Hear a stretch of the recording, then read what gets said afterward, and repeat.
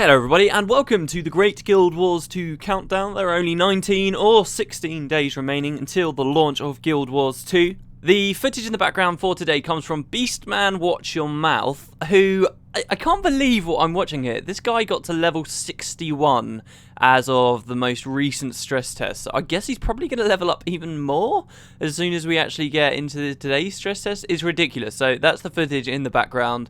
Him playing on a Norn with like loads of great armor and stuff. So enjoy. You can find more of his stuff and more of his videos from the link in the description down below. In normal, typical, wonderful fashion, as ever, as soon as I hit render to do yesterday's video, some news came out, some reasonably big news, which I thought I should probably mention today, in that today is a stress test day. So they're doing another one. I mean, that kind of shocks me. I did say a while ago that there was the chance they could do another stress test, but I wasn't entirely sure if they'd go with it. I guess they are. To tell you the truth, that it was kind of laggy in the most recent stress test before this one today. There were a few problems, if you remember, which maybe Arena haven't fully sorted out for themselves. Maybe they're just being somewhat kind to us and being like, oh, hey, look, release is coming up. Why don't you guys enjoy yourselves another stress test? In any case, we do have another one. Hopefully it is helping ArenaNet sort out any issues that might be arising. I don't believe there's any new content that's going to be in it, but once again, and this is just my assumption here, they haven't announced this time, and to my knowledge, that we will be playing as the same characters we had in Beta Weekend Event 3 and the previous stress test. So once again, I'm asking myself, oh god, what do I want to film in this? I'm wondering, I still feel like we've got all of the jumping puzzles. Obviously all of them haven't gone up so far, but I'm wondering if maybe there's something else I could do a highlight on. We'll have to see. But yeah, so that will be later on. That's launching at noon, basically 12 p.m. Pacific time, which would then, I believe, be 8 o'clock my time, which is GMT. So I'm not 100% sure though on anyone else, so you'll have to check that out if you want. But yay, stress test, another one coming up. They've kind of thrown it on us kind of last minute, but hey, whatever. It's going to be pretty fun nonetheless. Got a fair few questions today. Like I said yesterday, we had so many questions. I want to get through them. The first one comes from Draylaman999, who said, yeah, competent, and this was in reference to something I was talking about yesterday with encouraging people to actually speed clear stuff and encouraging people to race and adding that competitive aspect. He says, yeah, competition for speed clears leads to elitist groups that would separate players from seasoned players. New players would lose the ability to casually play and be recognized as a valuable member of a guild. Instead, there would be, like there is currently in Guild Wars 1, an understood rule that in order to be considered a valuable player, you must be able to keep up with the people in the guild as well as show proof. I feel like that takes away with the fun when the bar gets set so high. I feel like this is going to be a problem no matter what you do with the game. There are going to be elitist players, and whether you are an elitist player or not, they're going to be there, and you're just going to have to either run in those circles or not. I would say that to a small extent, I feel like, yeah, you might be right, this could exacerbate the problem, but all I would certainly then say is this should be a mode. This shouldn't be the be-all and end-all. This should be, you can either do a dungeon without that timer ticking down in the top right-hand corner or whatever. You can do it without being scored or participating in this whole competitive aspect, or you can do it in that part of the game. So you have that choice. So if you do want to casually play through the dungeon, there is still nothing stopping you do that. If you still want to just play through the dungeon to get armor sets from them and enjoy it and get your achievements and stuff like that, then that's totally fine. But there is this possibility, this aspect for people who have already gone through all of that and they want something more. They want some kind of credit for, or some reason to continue repeating it. It should certainly only be an option. I feel like if they did that, then this really isn't going to make this a big problem. People are going to understand whether they're looking for a speed clearing type thing or whether they just want to play normally. Obviously, as the game ages, there's that expectation is going to rise regardless, and this isn't a problem that would come about of adding this aspect to the game. It's going to happen that the player base is going to become more knowledgeable about things, and people are going to become stricter and less forgiving about certain types of mistakes. Everyone becomes I feel like, honestly, everyone becomes slightly more elitist as the game goes along, because certain things are very forgivable when that game is in like its first week, but slowly, even if you are a really casual player, you will start to raise your eyebrows at certain things. If someone's running around with absolutely no armor on in like an end game dungeon or something, that's something where in a weird way even very casual players are probably going to say, well, hold on mate, maybe we shouldn't take you on this dungeon because you're just going to get owned constantly. There is slowly, as you continue to play the game, a certain expectation that people know how to do certain things, and all elitism really is, if you ask me, it's just born from people playing loads and loads and loads and not caring that that they're ending up being dicks to 90% of the players. It's just we all have different thresholds of where we stop it, and we're actually a bit more forgiving about mistakes that other people make. So, yeah, I feel like elitism could eventually be a problem with the game, and with most games I feel like it is. And in a way, this does kind of encourage people to be elitist, but then they'll be in their elitist circles anyway. Do you know, if you are someone that wants one of these titles, for example, in what I propose, one of these people that's very exclusive and says, oh, look, I am the best, then you're going to be elitist anyway, and you're going to be in those circles, and you're not going to mind if people are annoyed that you're not being 100% efficient, because probably you're going to want that 100% efficiency too, because you know that without it you're not going to be able to get that reward. You are there for that accomplishment, and you're probably going to enjoy more than anything else all of the standards that are set in that region and all of the challenges that come with it. It's not like we're now asking new players to have to do this kind of thing, because they just simply won't be running in that mode. So that's kind of my view on it anyway. The next question comes from the Chinglord, who said, hey Potato, I have a question for you that's in my head for a long time now. For me, it seems that 95% of the events in the game are successful, and it might even come to a higher number because players are going to get better at the game, so events might become easier. With this happening, my concern is that many event chains are stuck in their last event, which has to fail to get to a new event, because the chain where a new event happens when players win is already at the end. What do you think? I think 90% of the time this doesn't happen. I doubt ArenaNet, in fact I'd probably say this never happens actually. I think ArenaNet have probably been quite clever about it and made sure that this doesn't happen. The original idea, I feel like, or the initial way that a lot of us thought events would work, would be this interesting push-pull. They talk a lot about like a pendulum, and it would be this interesting push-pull between people failing events and it would knock back a step, and then they'd win another one and it would go forward. But I think in truth, in application, if all the events were like this, and this is exactly how they're all designed, it would not be very fun, because you'd probably find it would just get to a point where there's a reasonably easy event that players can achieve, and then there's a really hard event afterwards, and you would only be seeing those two events happening, where they succeed one and then they fail the next, and then they succeed one and then they fail the next. And it's not that fun, even though you still get a gold reward and stuff. It's still not that fun to fail the event and be pushed back and then realise you have to repeat content you've just been playing, i.e. complete the same event again to get back forward. So I feel like they probably haven't designed it that way, and rather, if an event fails in one of these chains, it's more that the entire thing fails and you'll go back to stage one and have to push back up from the start. And similarly, when you get to the end of an event chain and complete that, then the thing will probably just automatically reset. It won't slowly push its way back down. It will just kind of go back to its initial point, and then you'll go forward again, because in that way everyone does get to experience the entire event chain. They get to experience pushing it in a satisfying manner. They don't have to wait and fail all the time to see some kind of progress occur in the chain, and everything in general is just a bit more fun. I feel like that's probably how it's going to be designed more than anything else. It will never just be locked in at the end. I mean, especially consider some of the event chains that end with the spawning of large bosses like Tequatl the Sunless or the Shatterer, right? I mean, think about that. Well, if that's always pushed to its very last stage, what does that mean? That Tequatl's just going to be constantly spawning all over the place? You kill him and then the next event starts and then you win that, and then Tequatl spawns again and no one ever sees the earlier events. It's just not really going to happen, is it? It's the game isn't going to rely on the absence of players or the neglect of certain event chains for things to go back down and then people to experience new content. I feel like it's more of a cyclical thing. You push it to the end, then it resets completely, then you push it all the way back up to the end and it resets. And that's not initially what ArenaNet designed. I agree, and I feel like maybe this isn't the best way events could have been, but I feel like the only way events could have worked in this more push-pull scenario, which again we might still see every now and then in the game, I feel like the best way that it really would have worked there, ArenaNet would have needed very intelligent systems to decide how difficult events are getting. We already know they scale for the amount of players, but they'd also have to scale to account for how many times that event had successfully been completed in the past. So if it's been locked, for example, at Tequatl, let's take that example, that Tequatl's been constantly spawning, the game would slowly make Tequatl harder and harder and harder each subsequent time he's been beaten, until he's like literally impossible to beat, and then he destroys all of the players. And then that would have to feed into the event prior to that as well, as the game would recognise, oh, hold on, they've still been completing this loads. Well, alright, now this event's going to be super hard as well, and it will knock people back and back and back and back and back, and it would have to feed right back down the chain so that everything's really hard until you're back to square one. So if we go with the famous like centaur attacking from a camp example to, you know, ruling all over Queensdale, it wouldn't just be, oh, the Seraph own all of Queensdale all the time. After a certain amount of time, it would be so hard to keep the Seraph in control that suddenly you see the centaurs have pushed back in full force and they're at Beetleton, and then the difficulty would have to scale back down.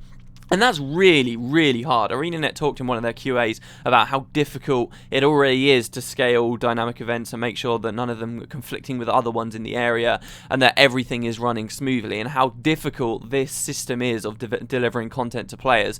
And to add in all of that as well, I can see why they haven't been able to do it. It would have to be incredibly intelligent to figure that kind of stuff out. And not just with that as well, I feel like there's a lot of other things that they could scale off of and really benefit from if events were a little bit more intelligent. In particular, taking into account how many players are in the area with regards to just single events, not event chains. How many players are in the area for when a single event will repeat itself? We've all probably seen that example if you've played a human, of that guy in Queensdale at the garrison that wants to go out to the armory, and his event is always going, absolutely always going. So you go there the first time and you're like, yeah, I helped him get supplies, that's awesome.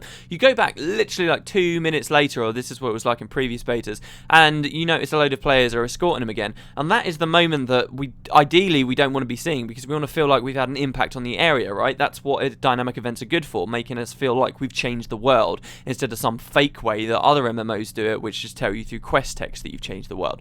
But the problem is some of these events are triggering too quickly. What I think would be really nice is if the game's scaled. Obviously they have to repeat so that lots of other players get to enjoy that content too. So if the events were smart enough to know how many players were in the area and how many really needed to see this event, then and actually repeated off of that basis, it could be a lot more fun because it would be more balanced. And if there was no one in Queensdale, therefore, and we just completed the armory event, we could go back like 2 hours later and he's still in happy mode. He's still like, yeah, I've got all my stuff. And then you really feel like you've made an impact. But obviously if there's loads of players around and there's a need for his event again, then maybe it would scale quicker. There's so much that events could benefit from in this area for being more intelligent, but ArenaNet are already accounting for so much and they haven't managed to put all of this in. So I feel like that's kind of the main way they're going to be doing events for. It's rather than a real pendulum push-pull where it's going to get locked in certain places, and it could be hours of you just repeating and failing the same event and then doing the previous one and being successful. And because face it, that's kind of boring. That really is, especially if you want to see the end of the event.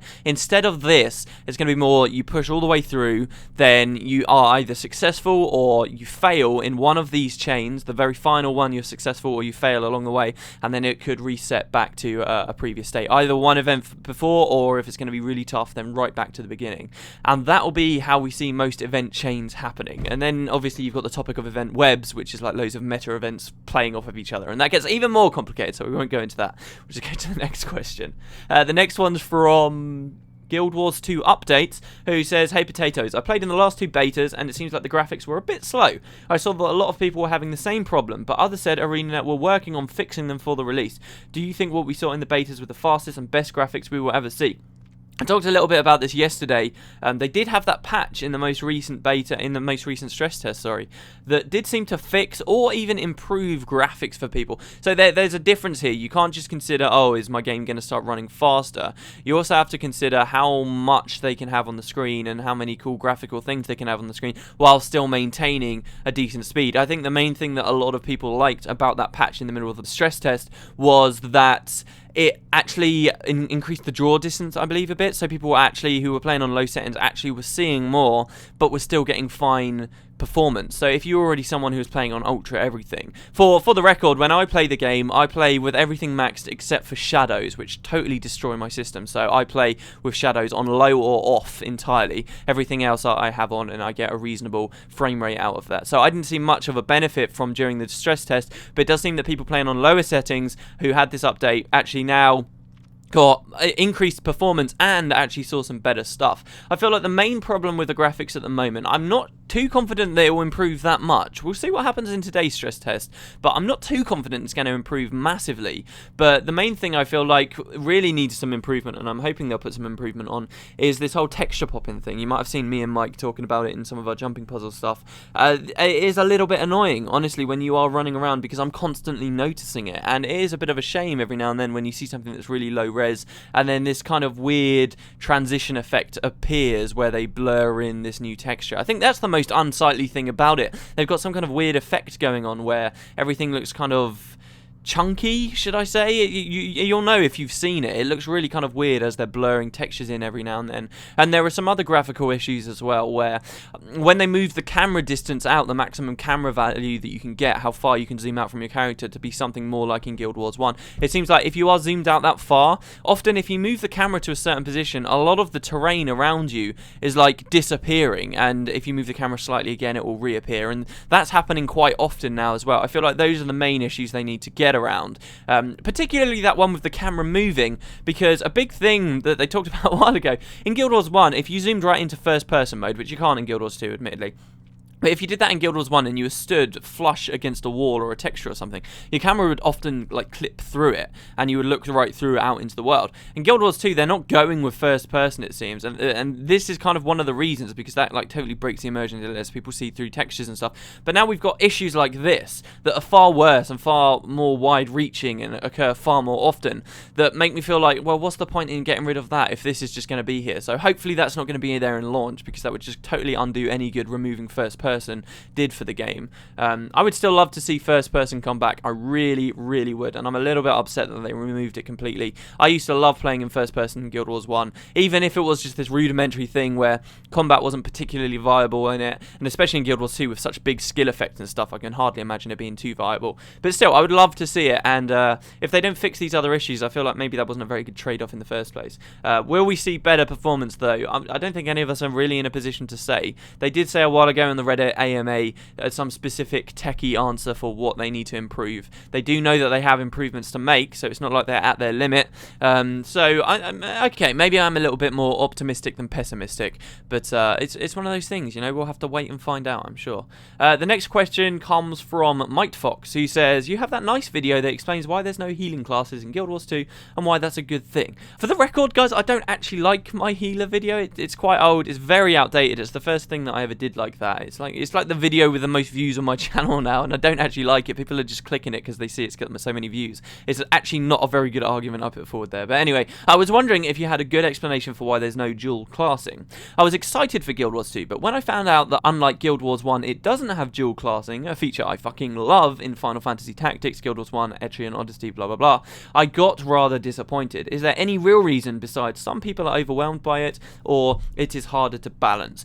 Thanks. I don't think the argument people were overwhelmed by it is a very good one. I don't think that people were overwhelmed by it. I think, as you mentioned here, it's in quite a few games, and people are used to the idea, and it was a big feature, really, something they put forward as something quite cool in Guild Wars 1. I remember it was one of the things I was really excited about, and particularly with the way they paced out acquiring your secondary profession, in Prophecies at least, because that's when I joined the game. I don't know what the learning curve really was like for new players in Factions and Nightfall. I know it was pretty bad in Nightfall, but obviously I was already a player of the game at that point.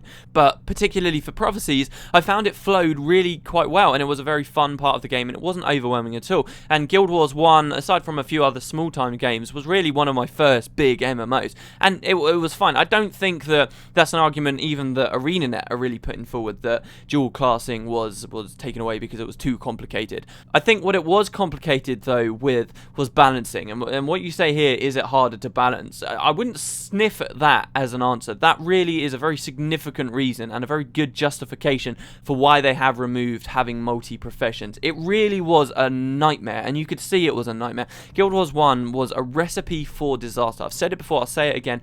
For balancing things, it was absolutely terrible, and it's a bit of a miracle, honestly, that they managed to retain some kind of competitive scene in their PvP, honestly, later on after these extra classes started to come out, and everything got thrown out of whack with the release of Factions. It really is, because all the skills were such a matrix that the players could exploit and learn so much more about than the developers would ever have time to figure out on their own.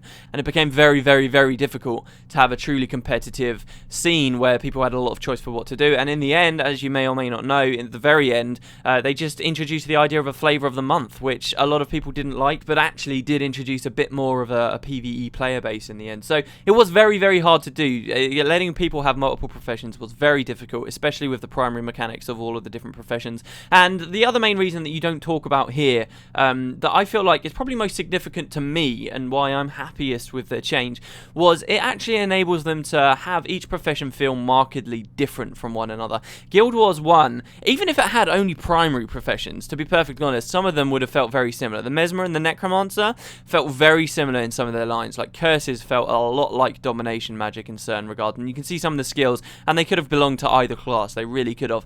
Obviously, they each had their own unique mechanics. I mean, Necromancers had their minions and so forth, and the Mesmers had their fast casting and a focus on signets and stuff like that, but still they were very, very similar, even if you only had primary professions. And when you add in secondary professions, you could be playing an Elementalist and feel exactly like you were playing a Mesmer, and there wasn't a real distinction there, and it didn't feel that fun to have that distinction. It was gone.